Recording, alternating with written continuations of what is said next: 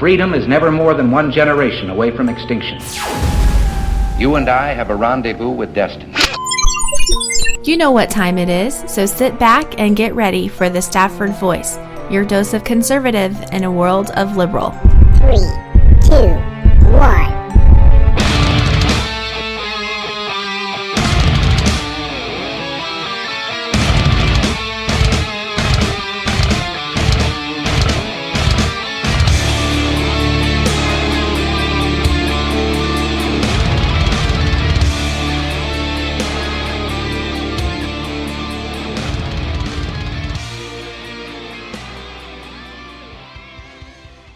You are listening to the Stafford Voice, where we are conservative in a world of liberal. And tonight we're going to talk about looking the other way. We've got a guest tonight. This guy is super passionate about the Constitution and about this country. So we're going to bring him on here shortly. But before we do, I want to remind you guys that there are many ways to listen. So set the channel as a favorite, whatever you have to do so you don't get left behind. Because if for some strange, crazy reason you do miss the show, you'll be able to catch the replay. So just sit tight. There is no need to panic. I've got you. And in the case you aren't already following on social media, find me over on the Twitters at Stafford Voice, or you can look us up on Facebook, Instagram, Snapchat, the YouTubes, wherever you're at. Just look for the Stafford Voice, and we'll be there. And as a matter of fact, why don't you just, since you're over out on the interwebs, just head over to thestaffordvoice.com, bookmark the site, try and stay up to date. You can just ignore the newsletter things. I'm really bad about getting those out and pushing them. That's a whole different topic. But as I was saying earlier, we've got a guest tonight. This guy really honestly doesn't need an introduction whatsoever. Many of you guys know him on the Twitters. He is at AJM. Let me see. I got to pull it back up because I forgot. At AJM9588. His name's Adam. This guy is a Christian, God-fearing man, first and foremost. Second, he is a hardcore conservative, and this guy just bleeds red, white, and blue. Adam, how are you tonight? I'm doing fantastic, my friend. How are you? I'm doing really well. We're about this whole looking the other way thing. You know, I almost really want to look the other way when we have to talk about this, because you brought it up the other day on Facebook about the Republican platform. And I'm going to openly admit to the audience right now, I haven't read the entire thing, but I know you have. We were talking before the show about how they really put together a great document. This platform really was and is good. I've made it almost 20 pages in, and I'm going to finish reading it. But you really hammered something on Facebook, and I'd like to hear what you have to say about it. Yeah, I heard from a number of people after the Republican convention that this was, they talked about different portions of this platform and how good it was. And I thought, you know what, I really need to get into it myself and find out. So I just went right onto the RNC website and I downloaded the PDF. I printed it out and I started reading it. And I was very impressed with this platform. And it all goes back to Senator Cruz if you remember, after the primaries in like Nebraska and Wyoming and in those Midwest states, he kept going back to them after he had won. And everybody thought, what is he doing? Why is he going back to those states that he's already won? There's no reason to go back to those states. Well, the reason was those states were still choosing delegates to go to the convention. And those are the delegates that he was winning. Those are the delegates that wrote this platform. And they wrote one of the most conservative platforms I think the party has ever seen. And it baffles me. It boggles my mind that these delegates, I mean, the group of them as a whole, could write this platform, vote on it, and accept it, and then turn around and nominate Donald Trump. And it's just, he is the antithesis of this platform. And I'm telling you, and you will find out as you get into it, how amazing it truly is. Well, I agree. It was really encouraging as I started to read it how, the first, probably 5 or 6 pages really hammered home the importance of the Constitution and following it and laying things out and making a case for not only conservatism but for America. Very reassuring that they put this out, but at the same time, I think I was doing the same thing that you were doing, and that's taking a look at the Republican nominee. Excuse me, putting it next to the Republican nominee, and kind of questioning what was happening. Right. I mean, go ahead. Well, like you were saying, I mean, you look at the what is this? The 1, 2, 3, 4, the 5th paragraph of the preamble of the platform. We believe the Constitution as our founding document. We believe the Constitution was written not as a flexible document, but as our enduring covenant. Like right off the bat, they make no bones about it. Right. We are a Constitution first party. Right. And that was reassuring because there are so many people out there, and almost every single one of them comes from the left, and they try and make that ridiculous claim that the Constitution is some living, breathing document, when it's not. It's fixed in its meaning, and it was very, very reassuring that the people that put this platform together, they touched on it, and they sent a clear message that within conservatism, within the founding of this country, it is a direct relation to understanding and acknowledging that there is a higher being. Yes. Yes. And to go along with what you were saying there, yes, the Constitution is a fixed document. It is, it's cut and dry. It says what it says. It means what it says. Contrast that with, you mentioned that I am a Christian, and a Christian will tell you that the Bible is not a fixed document. That is a living, breathing book, and God speaks to us through that. You can read the same passage of Scripture over and over and over and over again, and read the same verses and have not really, you understand what the passage is saying, but you don't, nothing really sticks out to you. But then there's that one time that you read through it and you're like, wait a minute, that wasn't in there before. I think God just put that in there. The Constitution is not like that. It's there, and it says what it says, and it means what it means. Yeah.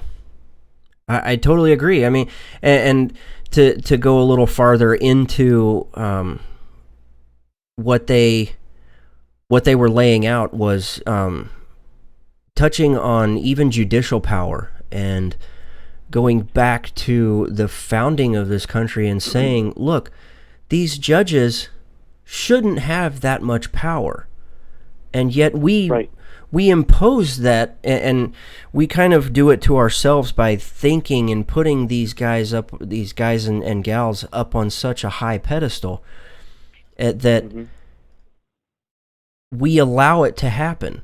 And they drove it home on probably a page and a half that the power resides with the people, nobody else. It doesn't go with the president. It doesn't. Congress has a certain power, and Congress needs to start exerting that power, but that power stays with the people. I was blown away that they spent that much time on it. Mm-hmm. Well, and the idea of the people are in control is littered throughout the entire platform. And regarding that, what you were just saying there about the judicial branch, if you look at the I guess you could say the introduction to that chapter of it, of the constitutional government, it says, man-made law must be consistent with God-given natural rights, and that if God-given natural inalienable rights come in conflict with government, court, or human-granted rights, God-given natural inalienable rights always prevail. And basically what they're saying there is, when in doubt, go with God. Yep. And that is right there. I mean, like you said, not only is that a focus on, I mean, the title of that section is We the People, and not only is it a focus on following law, or man making laws, but it's also reaffirming the fact that, like you said earlier, there is a higher being that we need to submit ourselves to. Right. And that's one of the principles of conservatism. And when you put that next to who our candidate is, and for this election cycle, it's Donald Trump. Without hammering the point too far, I don't really know that he's that God-fearing of a man. I mean, you get out there and if you are anywhere close to having knowledge about Scripture and the books that are contained within the Bible, you know it's pronounced 2 Corinthians. It's not 2 Corinthians. I mean, and then there's the comment that he made where he didn't honestly think there was a time where he needed to basically go back and repent for anything. Right. That just screams in your face. Look the other way. Don't worry about what I'm doing right here, right now. Mm-hmm. I'm going to talk about somebody else.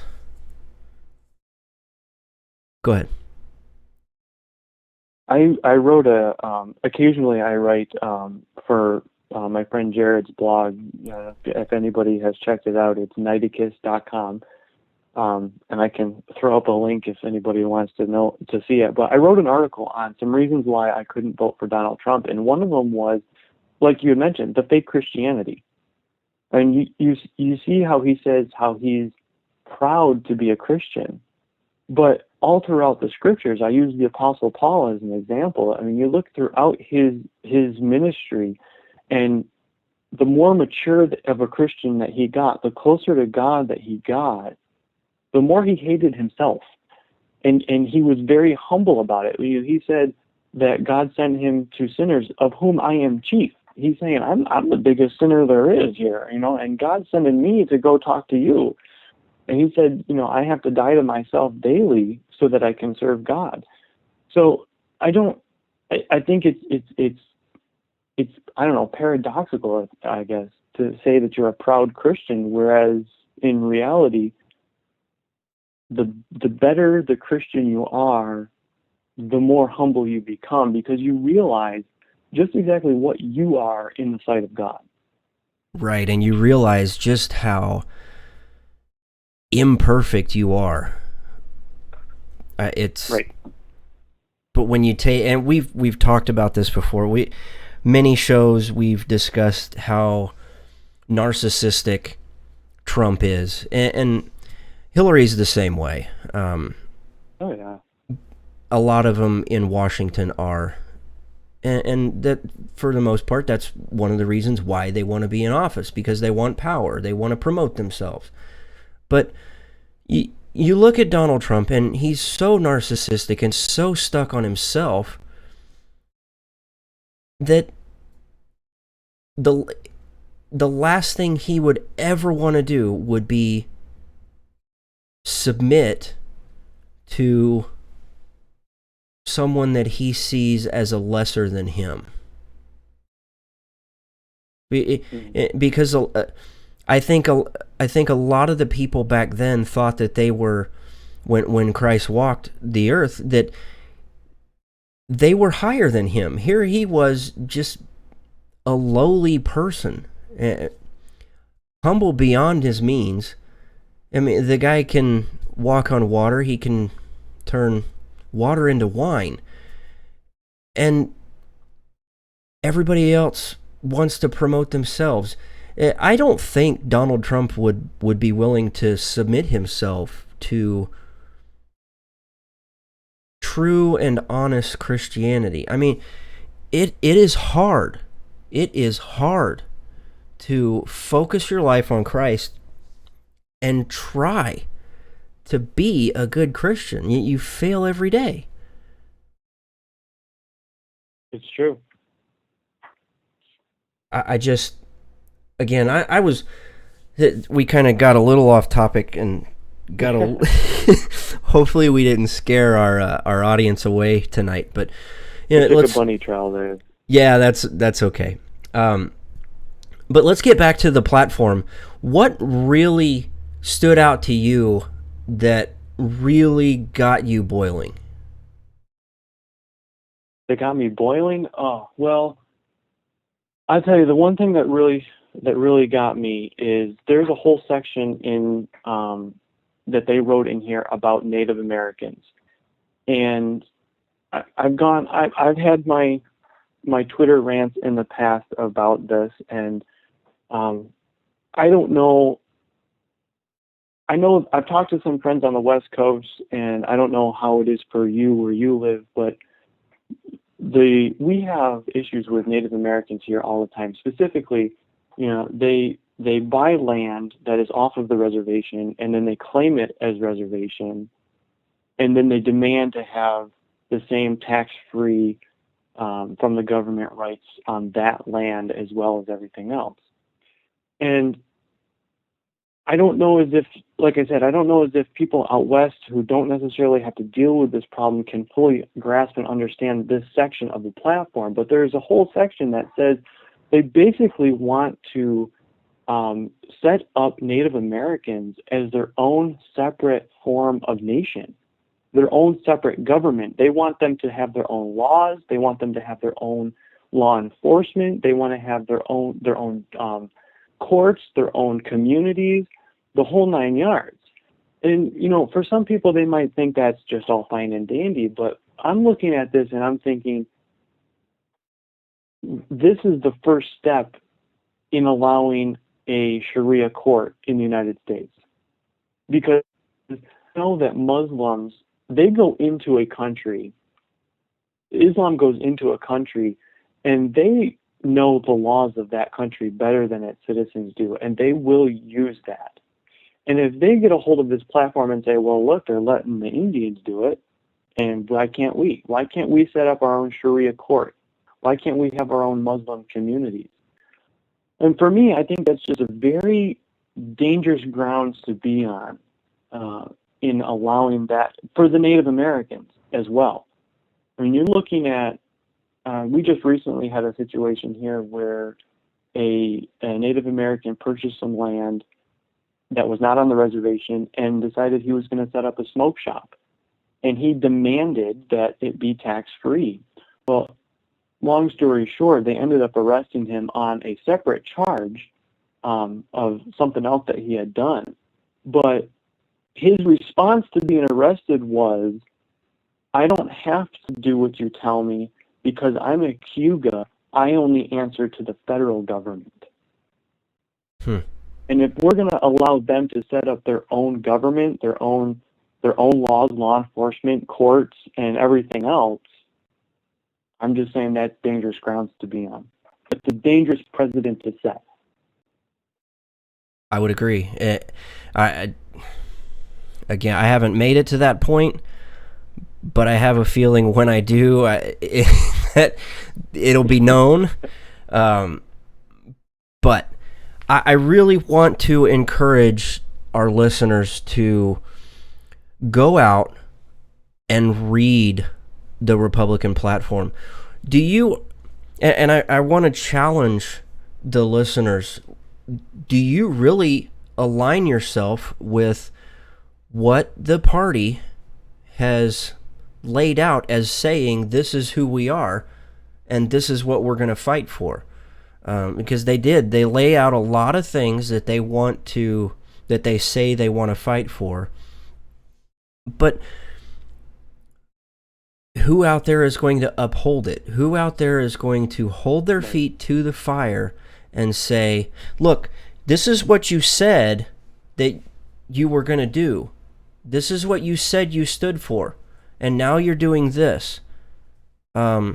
Sorry, but I'm going to have a big problem with that. So I encourage anybody that's listening to this or watching on YouTube to go out, find a copy of the Republican platform, read it for yourself.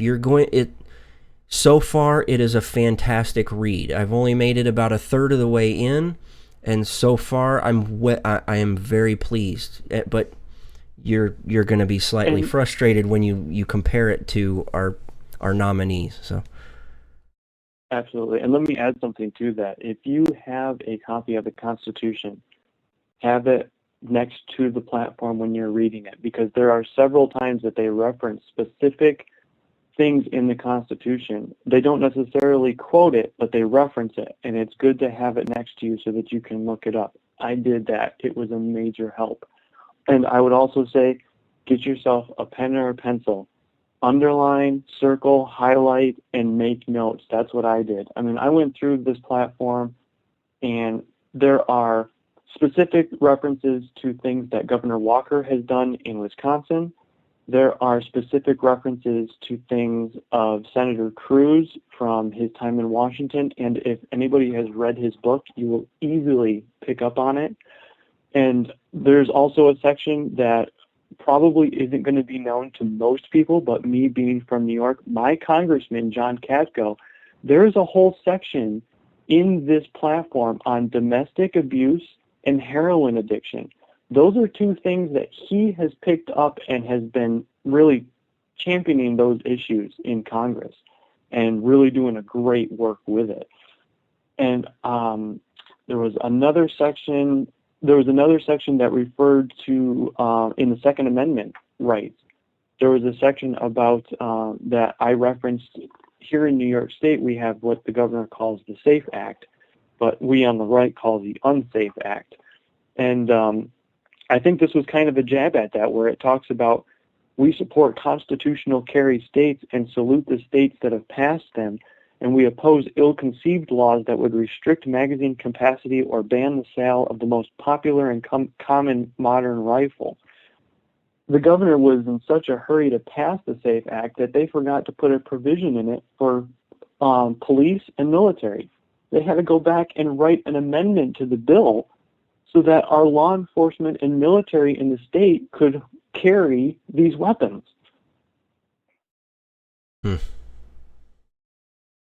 Wow. Okay, Adam, again, thank you so much for agreeing to come on. And I know that you kind of threw it out there and said, hey, I want to talk about this. I know that you're equally as passionate about conservatism as myself and many of our listeners. How can people get in contact with you? Where can they find you? The best way to get a hold of me is right on Twitter at AJM9588. You can always direct message me on there or just tag me, and I'll be more than happy to engage in conversation. Okay, and where's that blog at? What's that blog address again? It is Knighticus.com. It's KNIGHTICUS.com. Okay, you guys heard it. Go out there, give him a shout out, and read what this guy posts, because he puts out some really good content. I wish I could snag him and get them just to post it over on the site. Maybe we'll get some permission rights to be able to do that. But again, thank you so much for coming on. Maybe we'll be able to have you back on again sometime soon, if there's another issue that's passionate. So there's always a standing invitation to have you back on, brother. Thank you, sir. And thank you for all the work that you do. I tell you, I love listening to these grassroots right-leaning programs because I learned so much more, especially like a few weeks ago when you had Jason on. Wow, that was a pretty powerful episode right there. Yeah, we're not done with that. I think in the next week or two we're having him back on to we're basically going to take what we talked about during that show and really hopefully be able to try and break it down in how it affects the average citizen here in America, and maybe come up with some ideas that we can safeguard ourselves. So that I'm looking forward to that because I need to know about that stuff. Yeah, that was really informative. I really enjoyed that one. I can't wait for the next one. Great. Okay, we will catch you out on the Twitterverse, and until next time, brother, I appreciate it. All right, thank you, sir. God bless. You too. All right, ladies and gentlemen, again, if you have never engaged with him over on Twitter, I implore you to. His Twitter handle is @AJM. I got to pull it back up because my memory today is horrendous. @AJM9588. I had it right there on the screen. I could have just read it right there. Well, we are going to take a short break. And when we come back, I'm warning you right now, you're going to need your tinfoil hat for this. When we come back, we're talking about the possibility of the election being taken over by some sort of government agency, maybe? It sounds a lot like some Alex Jones type stuff. And, okay, fine, maybe we'll talk about Hillary Clinton. When we come back after this break, we'll be right back. And reason still reign. Nothing will protect you quite like your sidearm, so why not give it the protection it deserves? Something as strong as the Second Amendment and stands the test of time, and better yet, made in the USA. A Rebel Road Tactical Custom Kydex holster is that and more. Call now and place your order with Rebel Road Tactical at 682-217-4579. Again, 682-217-4579, or online at rebelroadtactical.com. Some crowdfunding sites are too liberal and keep more for themselves. Even worse, if they don't like you or someone gets offended, they'll cancel your campaign. But not at RWNJ Funding. They hold true to conservative and libertarian values. Plus, they won't cave to the PC crowd. More importantly, they believe in you. RWNJFunding.com. The right cause, the right values, done right. RWNJFunding.com. Terms and conditions apply. See website for details. Conservative in a world of liberal. The Stafford Voice. I got to figure out this whole transition from on YouTubes and stuff. Hey guys, your host, Daniel Stafford, host of the Stafford Voice. Yes, we're conservative in a world of liberal. Right now, if you're watching on the YouTubes, I know it looks really ridiculous, but I had to get out the tinfoil hat. Hopefully it's not blinding you with all these studio lights. I feel really ridiculous. Almost as ridiculous as the idea that we're going to talk about this. Talking about the idea that the Department of Homeland Security could take over the election. I know, it's something straight out of outer space that you would hear on the Alex Jones show. So, I'm going to do my best attempt to maybe cover this story and refer in reference to Alex Jones. This is my homage. I got that. You hear that? That's my tinfoil hat. Is it not beautiful? Please, I hope nobody screenshots this and shares it, because, I feel so stupid. Anyway, and listen, Alex Jones interrupting the Stafford Voice, okay?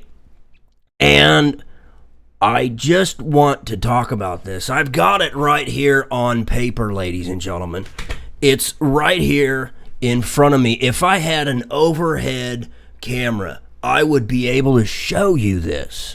This is mind-blowing that, and it gives validity to everything that we've talked about here on the show, on the Alex Jones show, okay?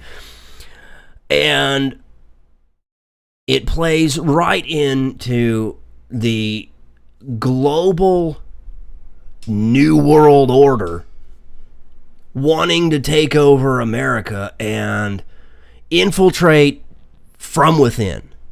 I mean, I don't even think the Bilderberg guys would be able to shy away from this. Let's just put it that way. The Bilderberg guys wouldn't even go this far and promote what we're getting ready to talk about. But, ladies and gentlemen, I just want to touch on this, that the FBI, okay, the FBI has identified numerous cyber attacks on 2 separate state election boards.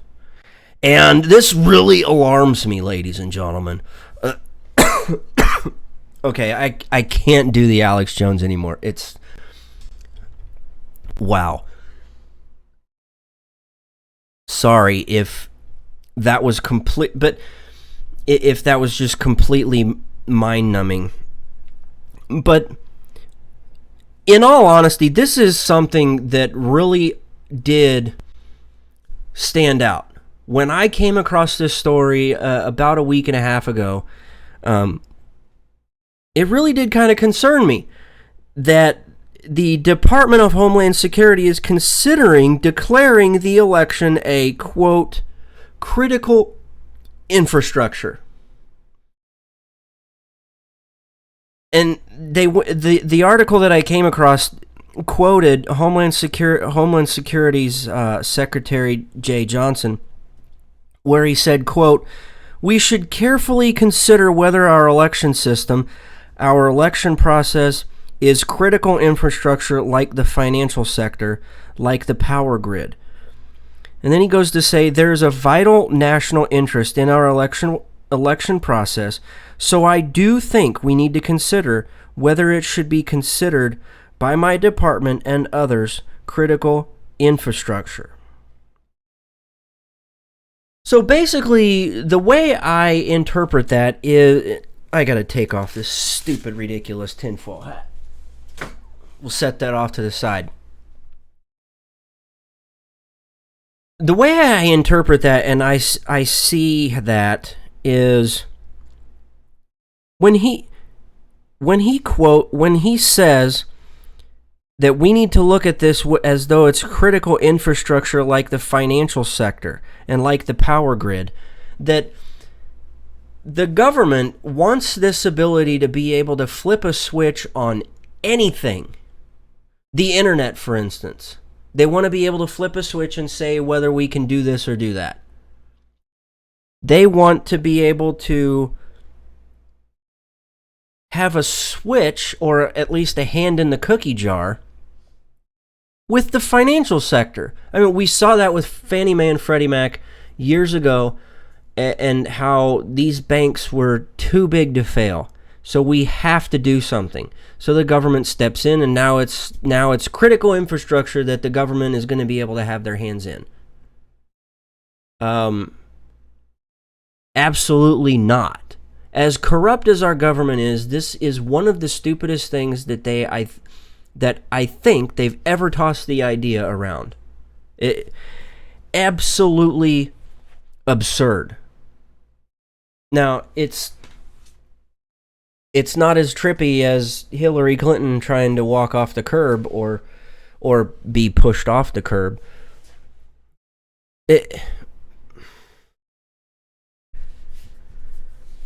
but it really should cause some alarm. And to have to bring up the whole Alex Jones idea as this being some conspiracy theory, pause and think about what Jeh Johnson said. He's laying the idea and the groundwork that the government needs to be in complete control of how our election process works. That should scare you. It really should scare you to no end. And over in the chat room, Army John said, we're in reference to Jeh Johnson taking over the elections, weird science. I completely agree. It's kind of wacky. I would never be a proponent for the government taking over. Because can you just imagine for a second how crazy it would be for the Obama administration to carry out an honest election? And we're talking completely honest. You know, something you'd be able to... You remember back when he was running for office, he said that he was going to have the most transparent administration. Can you imagine if he would put that same mentality into supervising and overseeing the election process? Wow. Oh boy. So that's kind of where I was going with the whole Alex Jones bit. I mean, I have no ill will towards Alex Jones. He's quite entertaining at times. I actually would like to talk to him about a couple of things, and just to pick his brain on some ideas, and where he stands, and see if my thinking is a little too crazy. I would really like to talk to him about it. Oh my God, Army John, you're killing me. Over in the chat room, Army John, you're killing me. You can't put stuff like that in there because it gets me off topic. But that's a beautiful, beautiful graphic. You need... Army John, if you can, will you tweet that to me and tag me on that? That is... Okay, Army John, we're going to have a talk.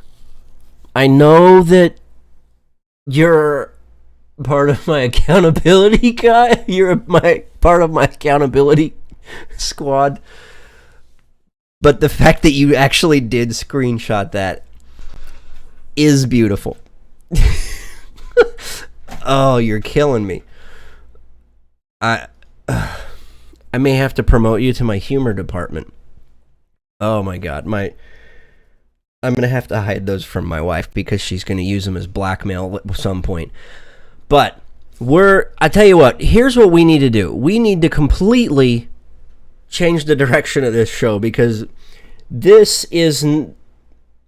we got to get back on track. Okay, we are not the wacky liberal guys that go completely off topic and say that they are on topic. So here's what we're gonna do. I'm checking the time and I'm seeing that we've only got about 15 minutes. So I want to make sure that we have time for both of these segments because you guys not only say that it's your favorite ones, but this first one is my favorite. And that would be Profiles in History.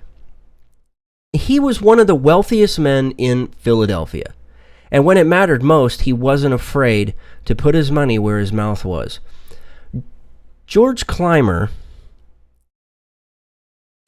was born in Philadelphia on March 16, 1739. He was orphaned roughly a year later when his mother died. At the age of 7, he lost his father. It was his uncle, William Coleman, who took up the responsibility of raising and informally educating him.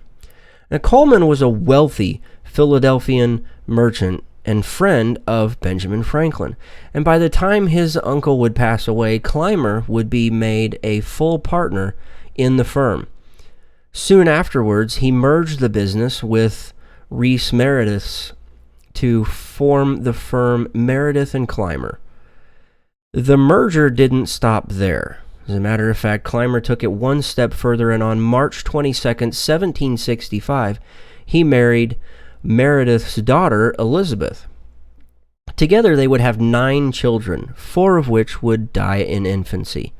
And historians are debating right now whether he had at least 1 child or more before marrying Elizabeth. However, George Clymer was a man of his business, so it should come as no surprise that he became motivated by the impact of the British economic restrictions on his business. And in a 1773 town meeting, those present made him chairman of a committee to persuade fellow merchants to refuse to handle tea the British taxed. On July 29, 1775, he was appointed as one of the Continental Congress's first treasurers. And it was his job to help raise money to support Washington's army in Boston. Clymer believed so much in the idea of independence that he would aid in underwriting the war by exchanging his own money for continental currency. Now, believe it or not, when the vote for independence came in 1776, several of Philadelphia's delegates voted against it. They were replaced as quick as possible with patriots that favored independence, one of which was George Clymer. And he became a delegate on July 20th. And even though he was too late to vote, it was his, quote, dearest wish to sign the Declaration of Independence, and on August 2nd, he did. And later that year in December, when the British troops were close enough to threaten Philadelphia, Congress fled to Baltimore. 3 would be left behind to conduct business: George Clymer, Robert Morris, and George Walton. It was exhausting and demanding work. After a few of Washington's victories, Congress returned in March 1777. Now, Clymer's health would cause him to take a leave of absence. And a few months later, in July, Congress called on Clymer to investigate the condition of the Army and the abuses in the commissary department. During his time away on September 11th, 1777, the British were victorious in Philadelphia at the Battle of Brandywine. Afterwards, British troops detoured to Clymer's home, roughly 20 miles outside of the city, to loot and vandalize it and drive his wife and children to hide in the nearby woods. In 1780, he worked with Robert Morris to create the Bank of North America, the first national bank. Clymer left Congress in 1772, and being a family man and having wanted the family to stay together, the whole family would move so his sons could attend Princeton. After moving, George served in Pennsylvania's House of Representatives. One of the key issues he would undertake was promoting prison reform, and he would work to keep the National Bank of North America going. In 1787, he became a delegate in the Constitutional Convention, one of only 6 signers of the Declaration of Independence to do so. He didn't want the Bill of Rights or other amendments to be inserted into the text of the Constitution. He wanted the unaltered text to, quote, remain a monument to justify those who made it. And ultimately, he got his wish, as all amendments are appended onto the end of the document. Washington put him in charge of collecting taxes on alcohol. The Federalists thought it was the best option to get the nation out of debt. However, the Anti-Federalists' opinion was that the alcohol taxes reflected those Britain imposed before the war. Many others agreed, some violently, leading to what was called the Whiskey Rebellion. Now, because Clymer was the collector, he was hated. And President Washington called out the militia to put down the rebellion, ultimately leading one of Clymer's sons that was in the militia to be killed in action against the rebels. Reeling from their loss in 1795, George Clymer took his wife on a trip to Georgia to try and negotiate peace between the Cherokee and Creek Indian confederacies and the settlers. It was his opinion that the settlers were the primary cause of tensions, as they had been driving the Indians off their lands without any form of compensation.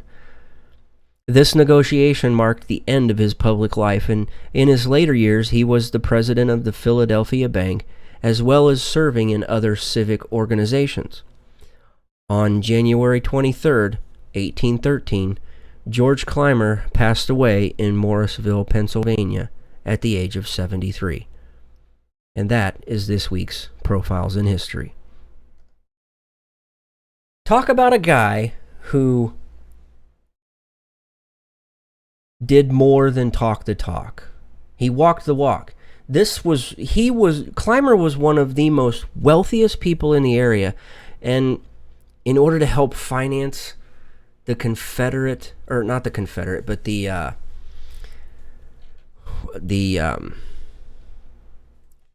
help finance the war efforts, he exchanged his own money, risking losing it all if they lost, and risked the life of one of his sons, helping fight for what they stood for and what they believed in, that we should have little to no taxes, and the ones that we should have should be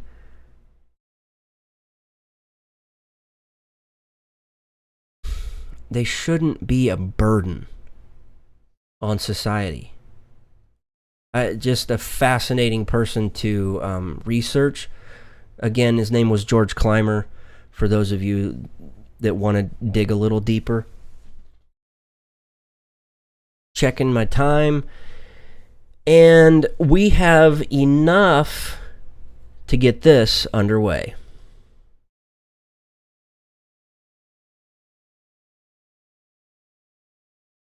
That's right. By that sound, it's time for Who Said That? That was my little finger thing. If you're watching on YouTube, I was I'm watching the screen, and I don't even know what it was. Anyway, if you're new to the show and you're either watching for the first time or you're listening, Who Said That is our final segment of the show. And it doesn't matter whether it's a conservative, a liberal,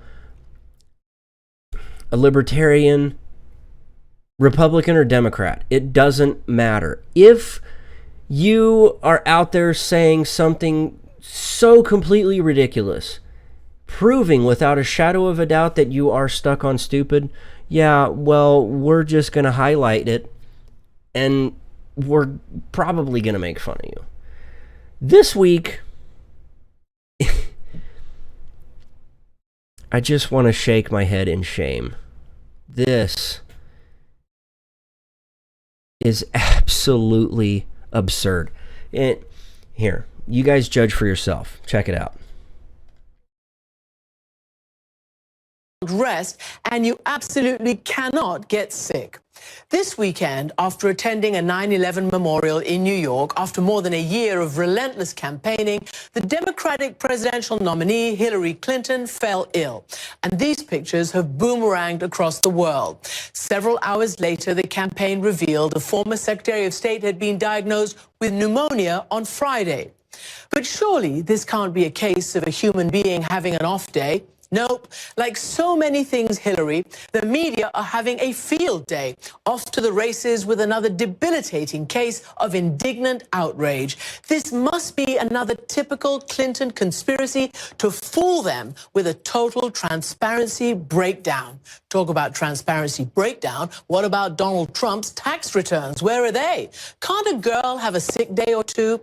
Don't get me started, because when it comes to overqualified women having to try 100 times harder than underqualified men to get a break or even a level playing field, well, we know that story.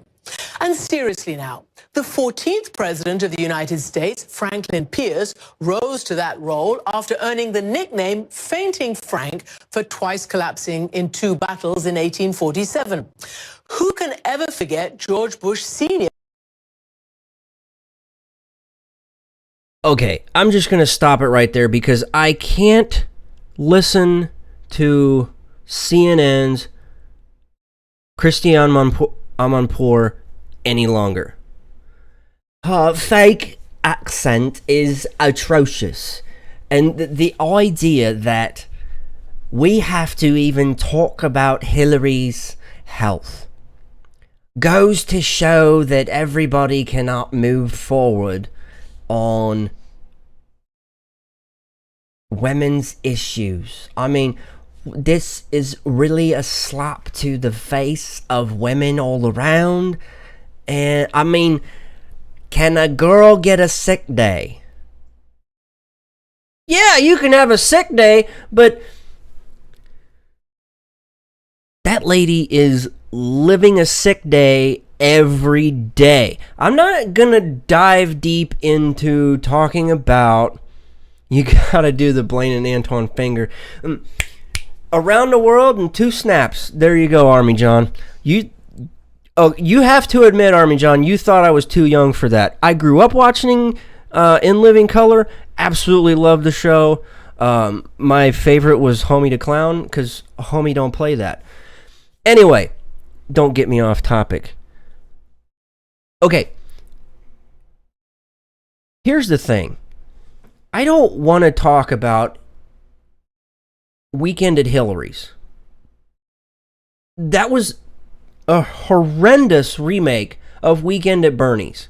Okay, so I'm not even going to go there. Conspiracy theorists are like Wonder Twin powers activating right now. There's a body double. Oh my God, Hillary Clinton has a neurological issue. She does, yes! Liberalism is a mental disorder. We have proven that time and time again. But the idea that we need to give her a break because a girl needs a sick day. Oh. Buck up. You want to be the president of the United States? Let's get on with it, okay?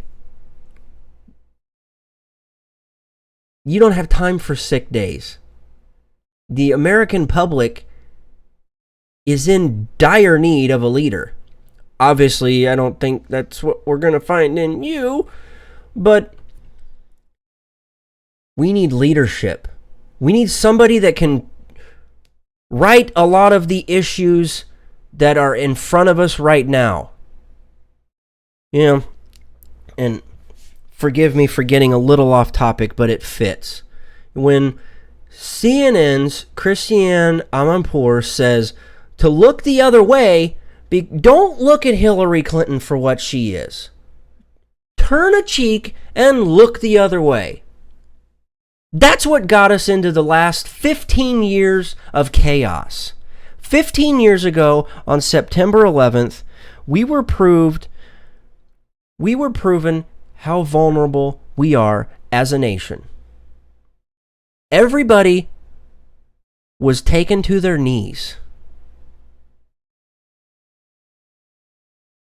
The country wept.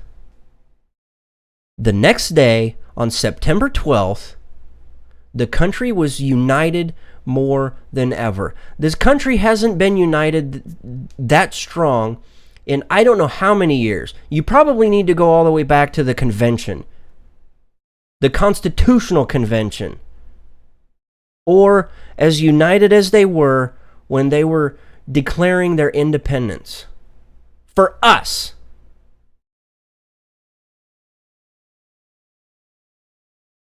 You didn't have people sitting down and refusing to salute the flag or refusing to stand for a guy that wears a badge and risks his life. Or you didn't see people pointing fingers at and saying vile, ridiculous things to the men and women who put on safety gear to run into those buildings and save people.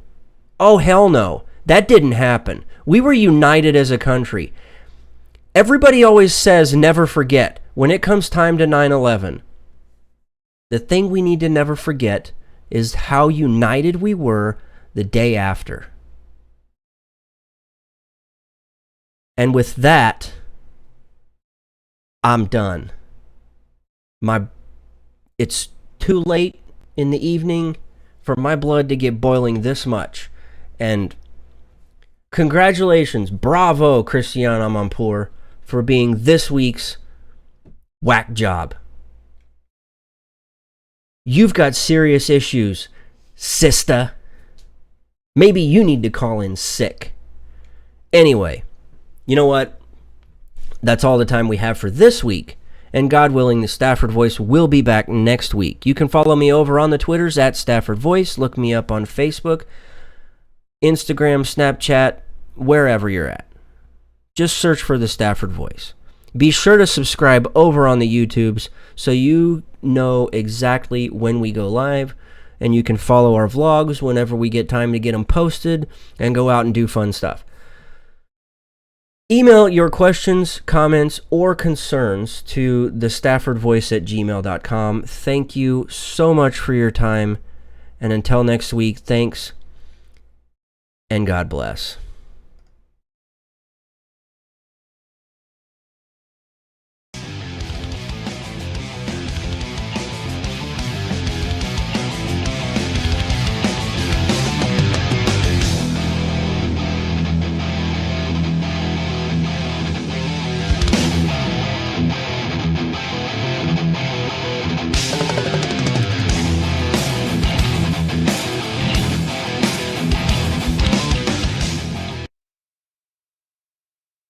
Okay, if you're still hanging around, I want to apologize for a couple of issues, whether you were listening at the very start on Spreaker or any other place where we were streaming, aside from here on YouTube.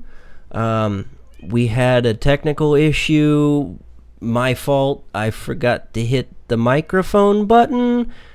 So anyway, I just thought I'd throw that out there. Do me a favor. You guys are my friends and family. I want to say thank you for making it to this point in the show. If you have spent this much time with me, you are considered more than just a friend. So please do me a favor. Share the show on Twitter or Facebook with your friends and family. I encourage you to hit the subscribe button so you can stay up to date whenever we go live. Apparently my cat wants to say hi. Let me see. Let me show you. Oh, look at that. Yeah. Anyway. Cat decided she wanted to run into here, into the studio. Again, thank you guys so much for tuning in and watching when you do. I greatly appreciate it. We're having a lot of fun doing the show. I don't know if you like the new format of doing things this way and being able to watch the show versus just listen. If you like it, hit the thumbs up button, share it with your friends and family, tag me on social media, let me know what you think. And like I said earlier, that's all we've got for this week. Love you guys. We're out.